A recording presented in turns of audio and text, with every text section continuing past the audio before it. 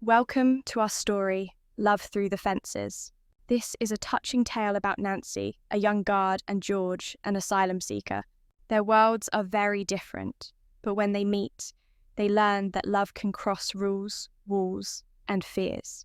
Chapter 1. Working at night. That night did not feel special.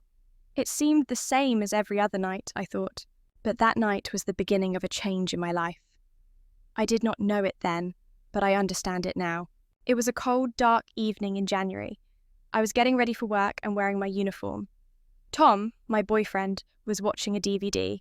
"Bye, Tom," I said. He gave no reply.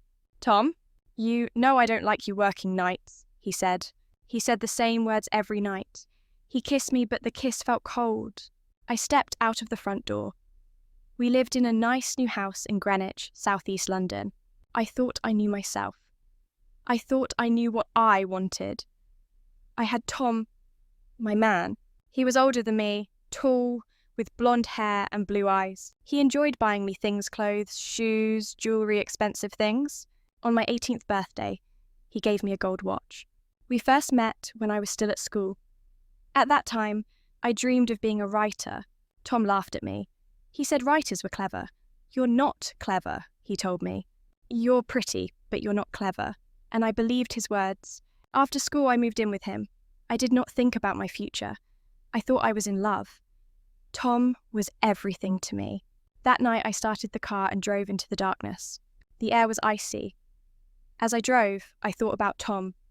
I touched my face and still felt the coldness of his kiss on my skin. Tom always said the night should be our time together. He told me I did not need to work. It was not a wonderful job, but I liked the money. And I enjoyed shopping. Now I could buy things I wanted. For the first time in my life, I was earning my own money. For the first time in my life, I did not depend on Tom for everything. Chapter 2. Behind the high walls. I reached work. I showed my identity card to the guards and drove through the first gates. I parked my car, got out, and walked to another set of gates. Again, I showed my card to more guards. They opened the gates and let me inside. Now I was at my workplace. I worked in a centre for asylum seekers, people who want to live in Britain because life in their own countries is too dangerous. When I first started as a guard, I did not know much about asylum seekers. But little by little, I was beginning to understand the people I was watching. Many asylum seekers came here because of terrible wars in their countries. They were afraid and wanted safety. They came with hope for a better life in Britain. When they arrived, they had to wait to find out who could stay and who must return home. Some waited only days, others weeks, and some waited for months. We were all locked inside together. At the end of my shift, I could go home. But the asylum seekers stayed inside the centre. When many people live in one place, there must be rules. Rules show what people can and cannot do. I did not always agree with these rules, but my duty was to make sure everyone followed them. I went into the dining hall. Dinner was finished, but it was the only place to go. Most of the asylum seekers sat here with nothing to do. The tables, chairs, and walls were all grey. I walked around and looked at their faces. Many looked sad. Others seemed tired and afraid. I wanted to comfort them, so I smiled.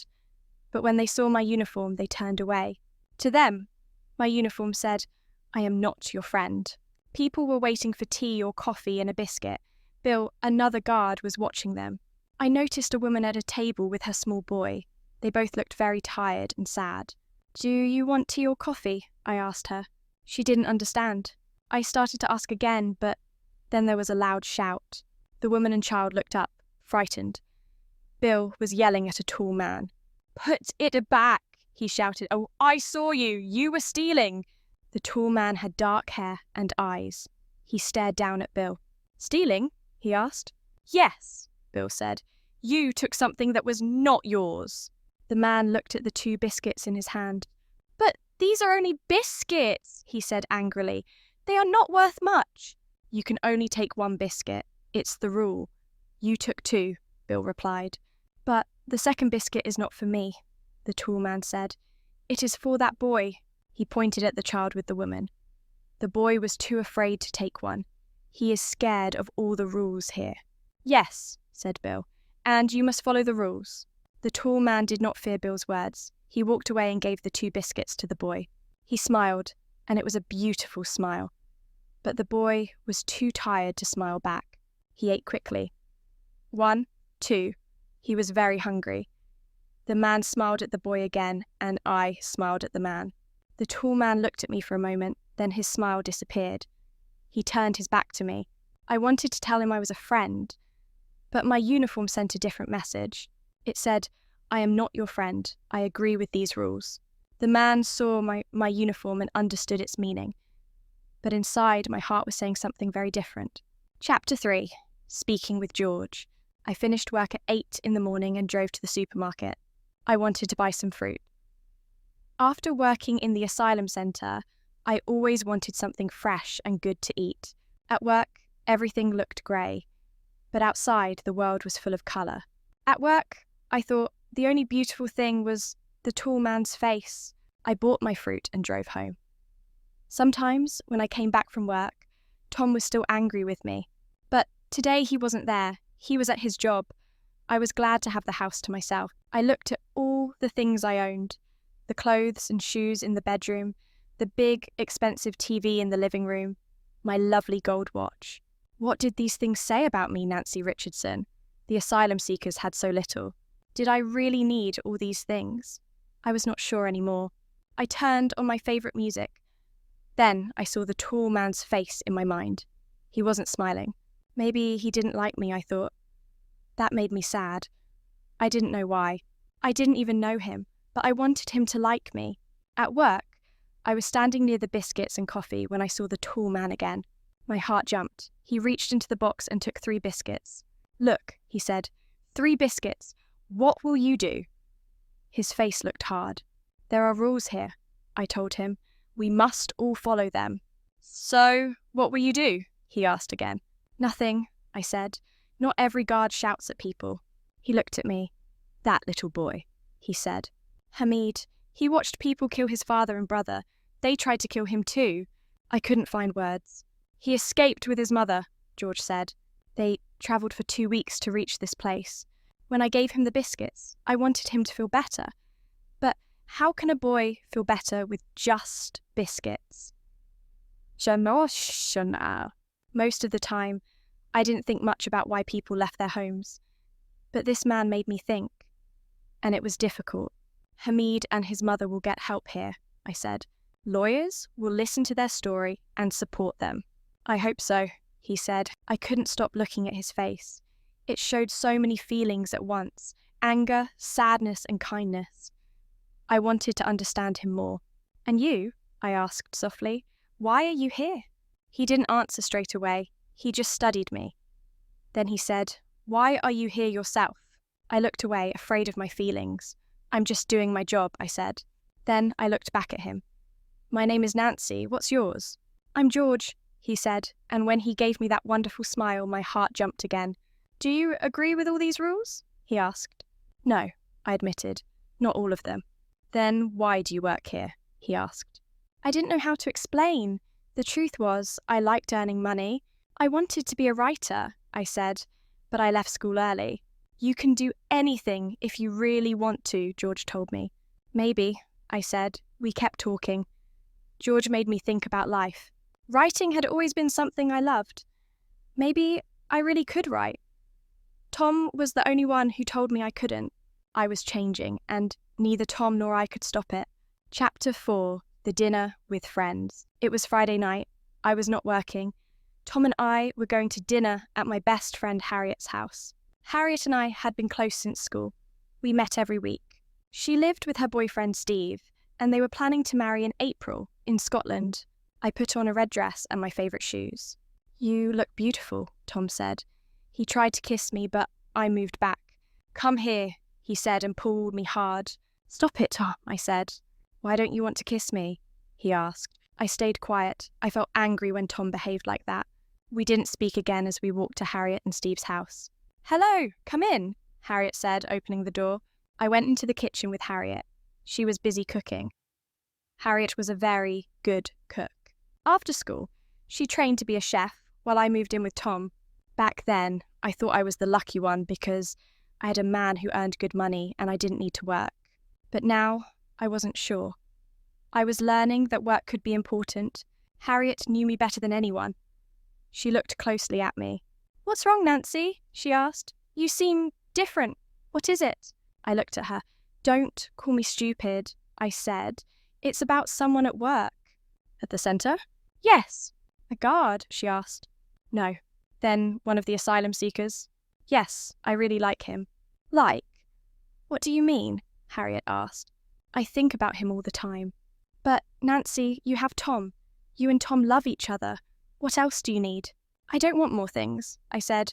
"The first time I saw this man, I wanted him to like me." "What's his name?" she asked. "George." "And why did he come here?"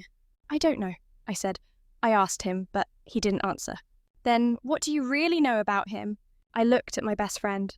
"Harriet," I said, "I know he is kind. I know he wants to help people. Sometimes you don't need to know everything about a person. I know I like him. That's enough." Harriet studied me. I didn't say more. I didn't want to keep talking about George. I wasn't sure she understood. "So, is everything ready for the wedding?" I asked. "Nancy," Harriet said, "remember, you love Tom.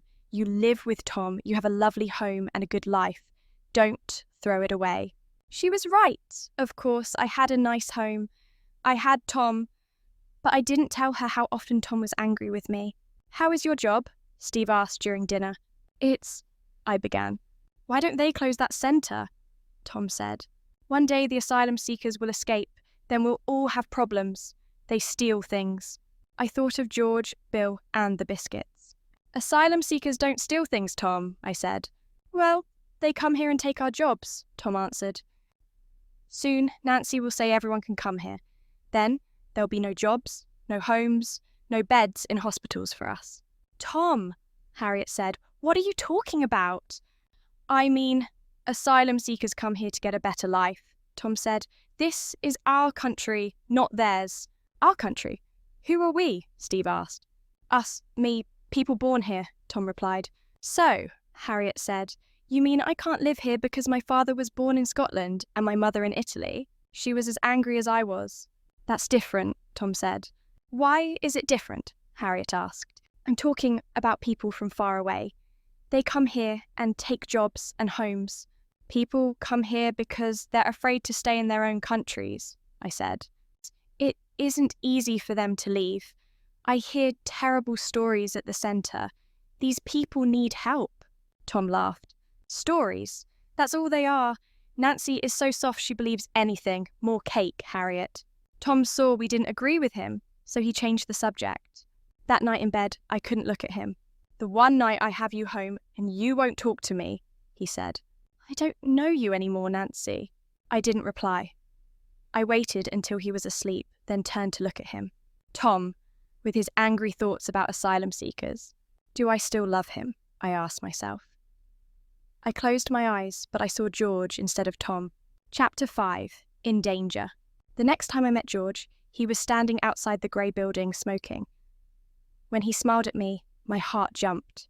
"Do you want a cigarette?" he asked. "I don't smoke," I said. Then I added, "But I don't mind it." I looked at him. "How are you?" I asked. "I'm fine," he said. "George," I asked, "why did you come to this country?" I thought he wouldn't want to speak about his past, but this time he answered. "In my country I was in danger," he said. "Danger? Why?"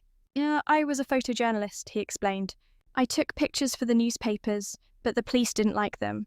I took them because I wanted people to see what was happening in my country." "What were the photos of?" I asked. "They showed soldiers hurting women and children, but the police found my pictures and came after me." "That's terrible," I said. "You were trying to help those people."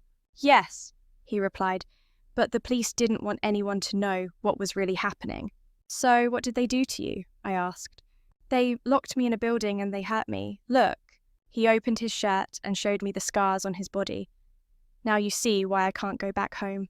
I couldn't say a word. When they let me go, I knew I couldn't work there anymore," George continued. "So you came here?"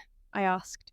It wasn't easy, he said, but I thought, when I reach England, I can show my photos. People will know the truth about my country. But when I arrived, they brought me here, and now I'm locked up again. Only for a little while, as I said. They brought you here for safety. Many people don't want asylum seekers to come. I thought of Tom. But there are lawyers. If you tell them your story, they can help you. Yes, he said. I hope so, but maybe they will still send me back. People say it's very hard to get asylum here. He held out his hand. Thank you for listening, he said. It helps to talk. I stepped back. I have to go, George, I said quickly, and I walked away. Something was happening inside me. I knew it. I wanted it, but I was afraid. Really afraid. Chapter 6. Breaking the rules. We were not allowed to be friends with the asylum seekers. But whenever George saw me, he always came to talk. And I liked talking to him. I tried not to have feelings for him, but I couldn't stop. One evening, I was in the dining hall helping with the coffee. George was waiting in the line for a drink. I spoke to some people today, he said as he walked past me. I'm leaving the centre tomorrow. My heart jumped. Will you stay in this country, or? I asked. I don't know. They will tell me tomorrow, he said. I felt worried for him.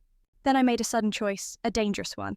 When I first started at the centre, they told us never to give our phone number or address to an asylum seeker. They warned that we could lose our jobs, but I didn't want to lose George. I looked around. No one was watching. George, I whispered, here's my phone number. If you have problems, call me. Maybe I can help you. I slipped him a small piece of paper. Thank you, he said, and quickly put it in his pocket. Then he walked away without another word. And the next time I came to work, George was gone. Chapter 7. The Letter. After George left, I started to hate my life with Tom. Every Saturday we went shopping. We bought clothes, CDs and DVDs. I used to enjoy shopping. But now, when I looked at all the things in the shops, I felt sick. I thought about George all the time. Where was he? Was he safe? Why didn't he call me? 10 days after George left the centre, I went to work and found a letter waiting for me. I went to a quiet corner of the dining hall and opened it. Dear Nancy, I hope you received this. I wanted to write before, but I didn't know what to say. I can stay here for 6 months, maybe longer. I'm in East London. There are many other asylum seekers here. Their stories are very sad. How are you? How is work? Are you writing again? Please write. George. I looked at the address at the top. George was in Hackney. He wasn't far from me at all. For the first time in 10 days, I smiled. Chapter 8. The Meeting. After I read his letter, I knew I was falling in love with George. But how could that be? I lived with Tom. I was a guard. George was an asylum seeker. I knew we could never be together.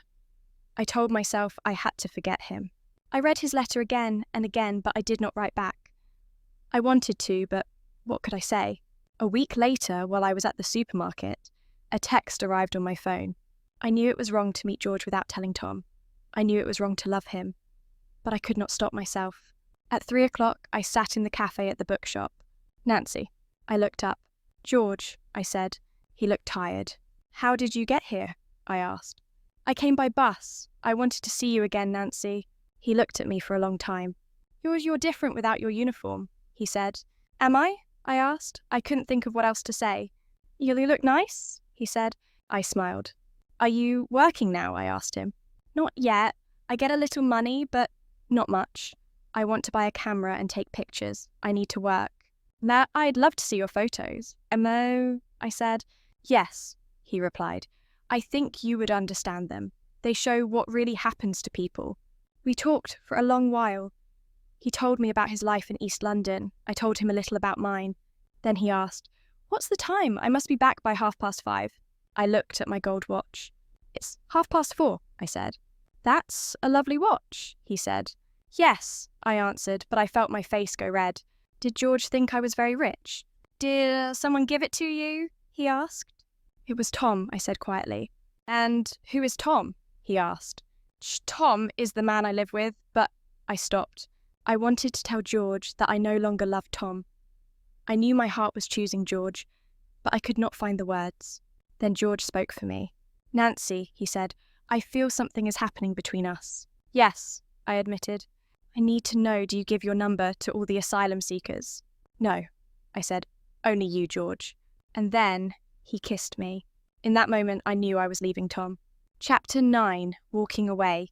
I left Tom on Monday. When he came home from work, I was waiting by the door with my bags. "What are you doing?" Tom asked. "I'm leaving," I said quickly. "What do you mean leaving?" "Leaving you." "No," said Tom. "No, Nancy, you can't. What will you do without me?" It was not easy. I no longer loved Tom, but I did not want to hurt him. "I'm sorry, Tom," I said. "Things have changed. I can't stay with you." For a moment, he just stared at me. Then, in a quiet voice, he asked, "Is there another man?" I didn't answer. I was afraid. Tom was already angry, and I didn't want to tell him about George. "Who is it? Tell me who it is," Tom shouted. I'm not going to tell you," I said. "Is it someone from that centre?" he asked. "Is it? Tell me, Nancy." "Yes, it is," I said. "But I'm not leaving because of him. I'm leaving because I'm learning to think, Tom, to think for myself." "Who is he?" "His name is George," I said. "And I want to help him get asylum so he can stay in this country." Tom looked at me in shock. "He's an asylum seeker?" "Yes." "And you're going to live with him?" "No, Tom, I don't know. Maybe one day." Tom laughed. "You are stupid, Nancy," he said. "I can't believe how foolish you are. This asylum seeker only wants your money and your passport. You hear about this all the time. You'll come back to me, I know you will." "No, Tom, never," I said. "I'm sorry, but I will never come back to live with you." Then I picked up my bags and walked away. Chapter 10, Never Better. When I left Tom, I also left a comfortable house, nice things, a car, and Tom's money. Now I had to find a place to live. My job didn't pay much, so I needed something cheap. I stayed with Harriet for a few days, and she helped me find a place. It was a small flat in a house not far away.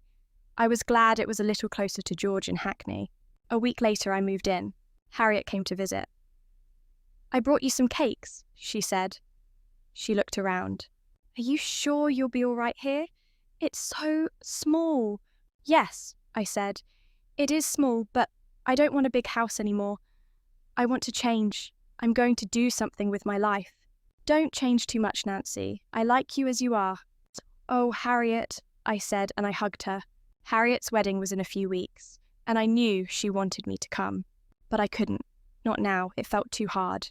"Harriet," I said, "I'm really sorry, but I can't come to your wedding. People won't talk to me. They won't understand why I left Tom." "It's my wedding, Nancy Pex," Harriet said. You must come." "Will Tom be there?" I asked. "I don't know," she said. "He's still very angry. He says you're foolish. He says you're with someone who only wants your money and a passport." I laughed.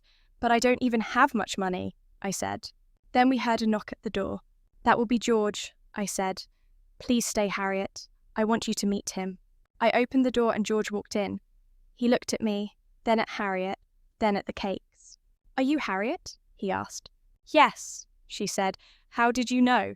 "Those cakes. Nancy told me about her friend who's a cook." Harriet laughed, and I could see she liked George. "Please try to come to the wedding," Harriet said again as she left. "Okay, I'll try," I replied. "You can bring George." I smiled. "Thank you, Harriet." "Bye, Nancy." After she left, I put my arms around George. "I'm glad you met Harriet," I said. "She liked you." "Nancy," he said, "I'm worried. Before you knew me, you had friends, money, a big house, and a garden. Wasn't that a better life for you?" "No," I said, "because you weren't in it." I pulled him close and kissed him. I was changing. I decided I wanted to be a writer. I wanted to leave the centre and do something I truly believed in. In the weeks that followed, George came to see me every day. The flat was small, and I didn't have much money. But I loved George, and he loved me. We were happy, and life had never been better. Or so I thought. Chapter 11. Afraid. It was a Friday evening in April. George and I stood together on the station platform, waiting for my train to Scotland. I was going to Harriet and Steve's wedding. Harriet had told me Tom wasn't going. She asked me again to come, so I decided to go. When the train arrived, I kissed George goodbye. "I love you, Nancy," he said. "I love you, George," I answered. I wanted him to come with me, but he refused. "Your friends won't understand why you are with me and not Tom," he said. "No," I replied. "You're probably right. It's too soon. But one day they'll understand. I hugged him and kissed him again. I'll see you on Sunday. Stay in my flat while I'm away. You can use it. My flat was small, but he said it was better than his room. I'll be here when your train gets back, he promised. The wedding was beautiful, but I thought of George the whole time. On the train back to London, I couldn't wait to see him again. We were so in love. I realise now I never truly loved Tom. I only thought I did. Before George, I didn't know what love really was, and I knew George loved me too. I couldn't wait to see him, to feel his arms around me. At last, the train arrived. I looked for George on the platform. There were many people, but I couldn't find him. I got off the train and looked around. I stayed until the platform was empty, but he wasn't there. A cold, uneasy feeling came over me. Was something wrong? No, I told myself, he had to take a bus. Buses were often late. But he knew that, so why didn't he leave earlier? Maybe he was outside waiting. But I didn't see him there either. Fear began to rise inside me. But what was I afraid of? I waited a long time. Then I chose to take a taxi home. Maybe George was sick. The taxi dropped me outside my flat. I hurried inside and looked around. My cupboards and drawers were open, and things were thrown everywhere. George, I called. No answer. Then I noticed some of my things were missing: my CD player, my small TV. I searched for more. By my bed was a box where I kept my gold watch. I didn't wear it anymore because it reminded me of Tom, but I knew it was valuable. The box was empty. Fear filled me. I wanted George. George! I shouted. But, of course, George wasn't there. Chapter 12. The Police. I walked slowly around my flat. Who came in and took my things? I thought. Only George and Harriet have keys. It can't be George. He loves me. But someone entered while I was away. Fear began to grow inside me. I called the police. I didn't want to, but I had no other choice. A policewoman arrived. Does anyone else have a key? She asked. Only my best friend, Harriet and George. Harriet is away, and George is my boyfriend. How long have you been with him? About 2 months. Well, where did you meet? She asked. At work. Does he work with you? No. So what does he do? He's an asylum seeker. He's waiting for lawyers to decide if he can stay in this country.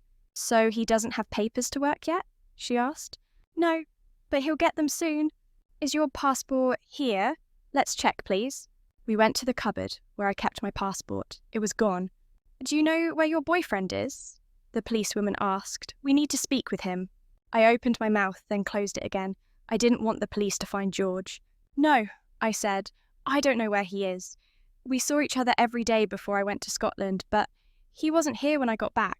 Okay, said the policewoman. If you see him, call us. Of course, I said. She left. The rest of the day, I waited. I waited for George to call, but he didn't. I tried phoning him, but there was no reply. Chapter 13. Another party. I couldn't sleep that night. I lay in bed with my eyes open, thinking again and again, did George take my things? Was Tom right? Did George only want my money and my passport? But then I remembered his warm smile. I thought about his kiss. I thought of all our talks. George wanted to help people. He wanted to make life better for them. George was not a thief. I knew he wasn't. Finally, at around 4 a.m, I fell asleep. The next few days were awful. I went to work, and when I came home, I tried calling George, but he never answered.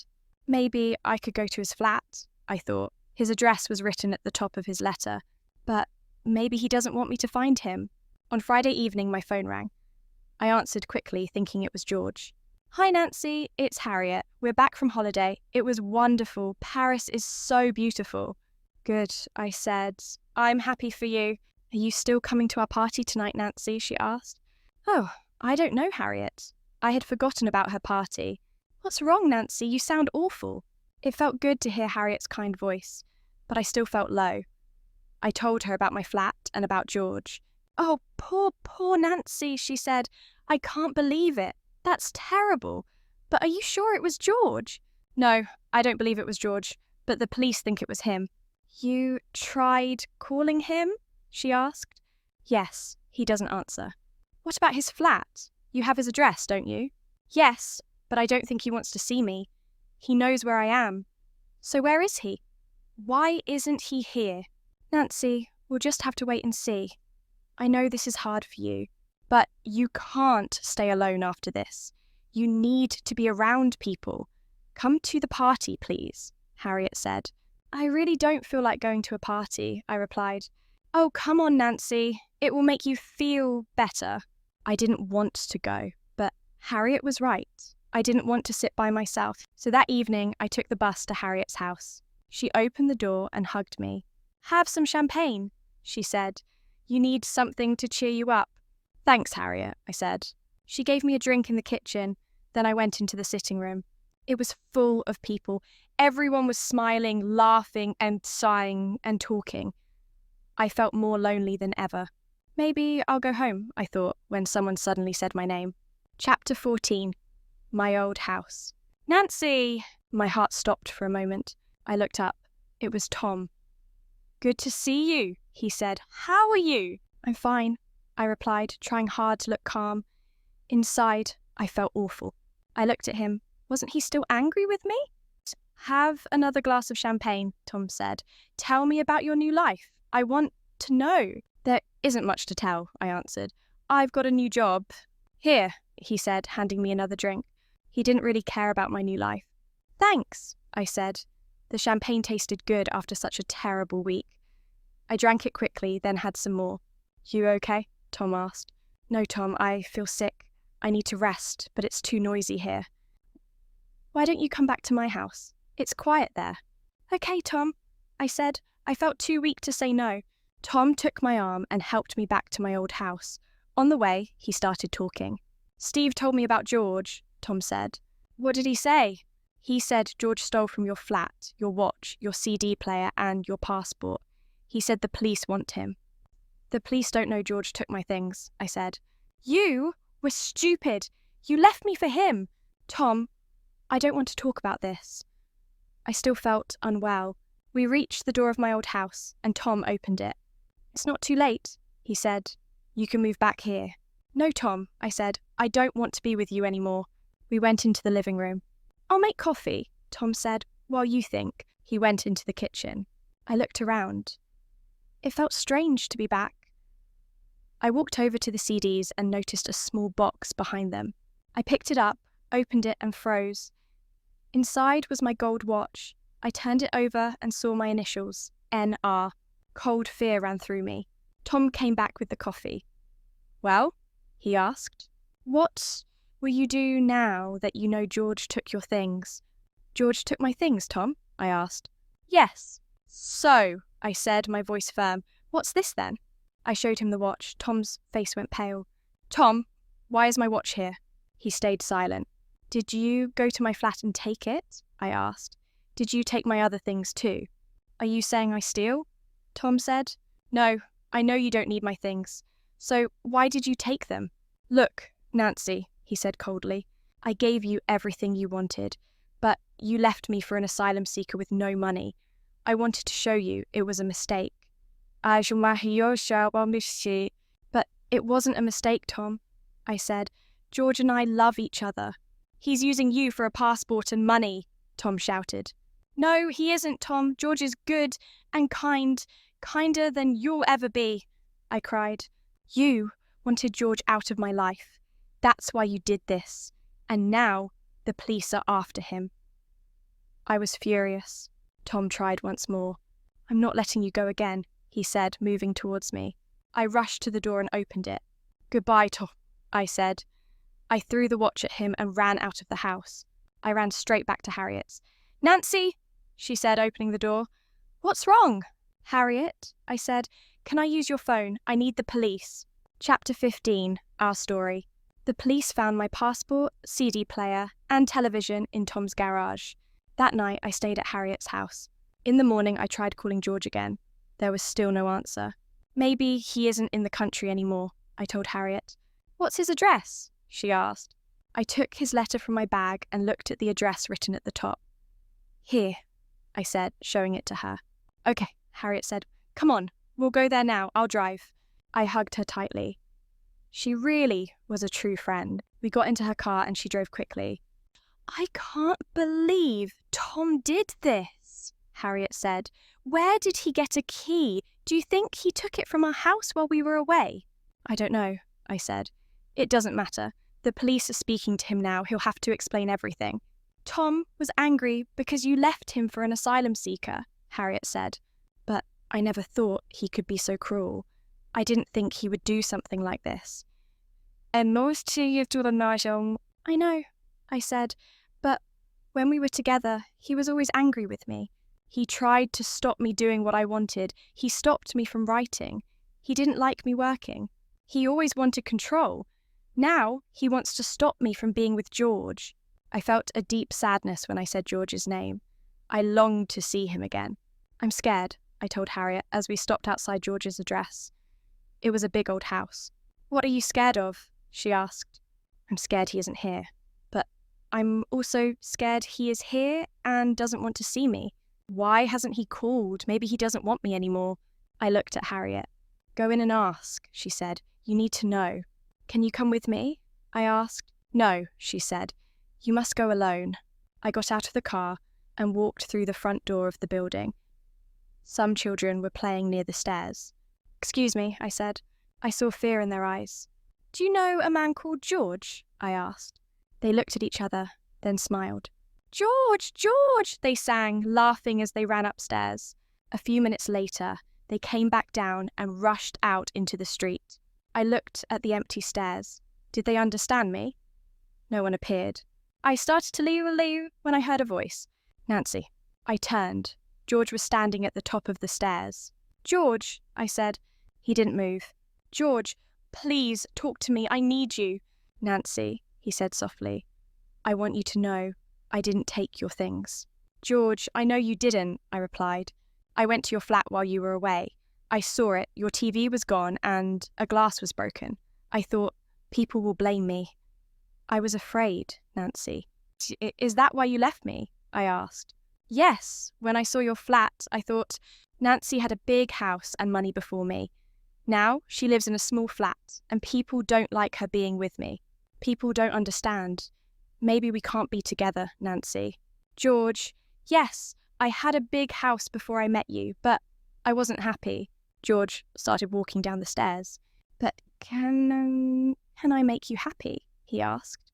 George, I said. These last days were the worst of my life. I thought about you all the time. I didn't know where you were or why you left. I thought about you too, he said. Now he was standing beside me. I looked into his warm brown eyes.